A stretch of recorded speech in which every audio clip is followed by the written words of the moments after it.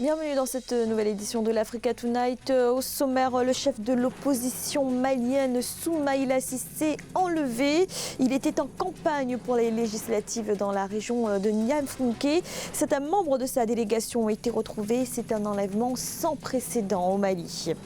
Première déclaration officielle de Moussa Faki Mahamat sur la pandémie de Covid-19. Le président de la Commission de l'Union africaine en appelle à la responsabilité de chaque Africain pour freiner la propagation du virus sur le continent. Et puis la chloroquine, cette molécule au centre de toutes les attentions et de tous les débats. Le médicament d'usage courant pour traiter le paludisme pourrait être un remède contre le coronavirus. L'Algérie a décidé d'adopter le protocole pour les cas graves. Mais tout d'abord, c'est le choc au Mali. Le chef de l'opposition Soumaïla Cissé a été enlevé. Le gouvernement, dans un communiqué, confirme l'information. Le président de l'Union pour la République et la démocratie était en campagne pour les élections législatives dans la région de Niamey. Lorsqu'il a disparu avec une partie de sa délégation, 5 personnes ont été retrouvées, 4 sont blessées et le garde du corps de Soumaïla Cissé est décédé. Il s'agit du premier enlèvement d'une personnalité de cette stature au Mali. Écoutez Demba Traoré, directeur de communication du parti de Soumaïla Cissé. Au cours des opérations d'enlèvement, parce qu'en fait ils ont été enlevés par un groupe armé, nous ne connaissons pas leur identité. C'est des hommes armés, pour nous, non encore identifiés jusque-là. Ça, il faut être clair. Et au cours donc de leur enlèvement, il y a eu des tirs, ce qui fait que ces deux-là ont été blessés. Et également, le garde-corps de Soumaïla a été touché par balle. Malheureusement, il n'a pas pu survivre à ses blessures. Il a rendu l'âme. Il s'agit de M. Mohamed Cissé. Son corps a été envoyé à la morgue du centre de référence de Niamey ce matin, au même moment que les deux blessés qui sont arrivés à Niamey. J'ai parlé de 5 personnes. Les deux autres rescapés sont restés à Saraferi. Pas de rançon, il n'y a pas de discussion. Et ce qui est sûr, les informations qui nous parviennent, c'est qu'ils sont quelque part au Mali en bonne santé. Voilà ce que je peux dire. Et on en vient à présent à l'épidémie de coronavirus en Afrique. Le continent pendant un temps épargné, voire désormais le nombre de cas augmenté. Le président de la Commission de l'Union africaine, Moussa Faki Mahamat, s'est exprimé pour la première fois depuis le début de la crise sanitaire. Il exhorte les États à poursuivre leurs efforts, mais il en appelle également à la responsabilité de chacun. Victoria Sedji. La Commission de l'Union africaine appelle à une forte mobilisation contre le Covid-19. La déclaration du président de la Commission, Moussa Faki Mahamat, tombe à un moment crucial de la propagation du coronavirus en Afrique. Au 24 mars, 1436 cas ont été signalés dans 43 pays africains selon l'Africa CDC, Centre africain de prévention et de contrôle des maladies, dont 46 décès répartis dans 10 pays. Cette mobilisation est nécessaire au regard de la faiblesse des infrastructures sanitaires et des capacités techniques de la plupart de nos États. Je sais les efforts faits par les États, ceux qui sont déjà affectés et ceux qui ne le sont pas encore, pour faire face à la pandémie. Aussi voudrais-je les encourager vivement, ainsi que les forces politiques, économiques, sociales et culturelles, à maintenir cet élan, à renforcer davantage les mesures prises, à appliquer et faire appliquer sans faille les prescriptions des autorités scientifiques. Depuis les premiers cas déclarés en Afrique, l'Union africaine n'a pas attendu pour réagir. Le 22 février, l'organisation avait tiré la sonnette d'alarme. L'Africa CDC avait réuni en ce sens tous les ministres africains de la santé, réunion au cours de laquelle un plan continental de riposte a été élaboré en consultation avec l'Organisation mondiale de la santé. Africa CDC a également procédé à la formation des équipes de surveillance et de détection, à la mise à disposition des kits de dépistage à certains de nos États membres. L'organe compétent de l'Union, Le Centre africain de contrôle des maladies demeure en état d'alerte maximale. Je voudrais réitérer notre totale disponibilité à déployer tous les moyens en notre possession pour assister les pays qui en exprimeraient le besoin. Dans l'élan mondial de lutte contre la pandémie, Moussa Faki Mahamat a lui aussi montré l'exemple en rappelant les gestes barrières à suivre qui permettront de freiner le coronavirus. Avec 709 cas enregistrés au 25 mars, l'Afrique du Sud est le pays africain le plus touché. Sur le continent, seulement 124 personnes infectées sont rétablies. Et les mesures prises face à l'épidémie diffèrent d'un pays à l'autre. Au Bénin, le gouvernement a choisi de ne pas fermer les établissements scolaires. Une décision qui a provoqué la colère des étudiants de l'université d'Abomey-Calavi. Des affrontements ont eu lieu mardi entre étudiants et forces de l'ordre. Un étudiant est décédé. Reportage de notre correspondant Lefti Ounou. Théophile Dieudonné Diaho, étudiant en première année de géographie à l'université d'Abomey-Calavi, a été atteint par balle mardi 24 mars 2020 suite à des échauffourées entre étudiants et les policiers au niveau du campus. Dans la matinée, certains enseignants avaient convoqué des étudiants dans les amphithéâtres. Ce qui n'est pas du goût de la Fédération nationale des étudiants du Bénin FNEB, qui a envoyé des émissaires faire respecter la suspension des cours qu'elle a décrétée lundi 23 mars 2020 en vue d'endiguer la propagation du coronavirus dans les milieux universitaires. La descente des forces de l'ordre sur le campus a occasionné des affrontements violents et interpellations de 3 militants étudiants. Une situation qui a dégénéré quand les étudiants ont exigé leur libération.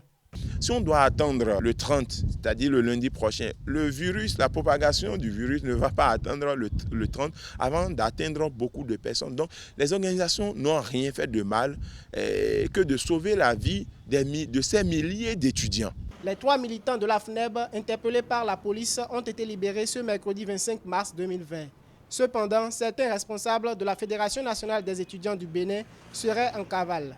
On ne comprend pas qu'on puisse empêcher, tirer sur des étudiants qui veulent appliquer les mesures sanitaires prescrites pour sauver le pays, pour sauver le Bénin.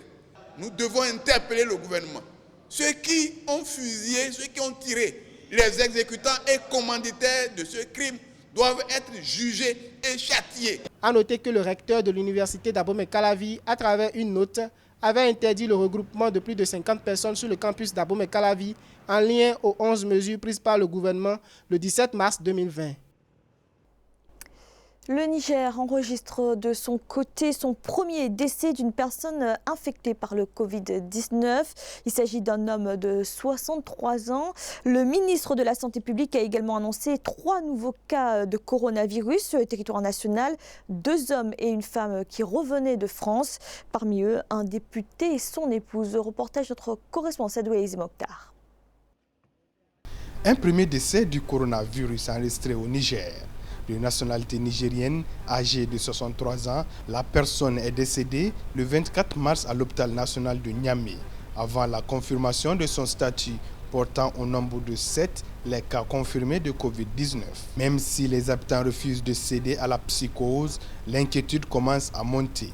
Dans les rues, au marché et dans les lieux publics, ils font attention aux mesures de précaution sans pour autant changer leurs habitudes. Même si elles sont contraignantes, je suis obligé de respecter puisque je dois sauver ma vie par rapport à cette pandémie de coronavirus. Ça me fait peur.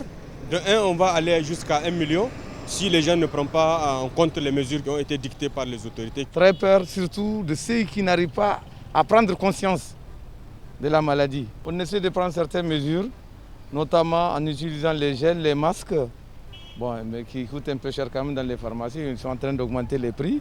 Le risque de propagation de la maladie est réel au Niger. À Niamey, par exemple, les autorités viennent de doter les différents arrondissements de la ville d'ambulances et de numéros de téléphone pour prendre en charge tout cas suspect de la maladie. Dans cette crise, il ne faudrait pas que les patients se transportent directement vers les services d'urgence.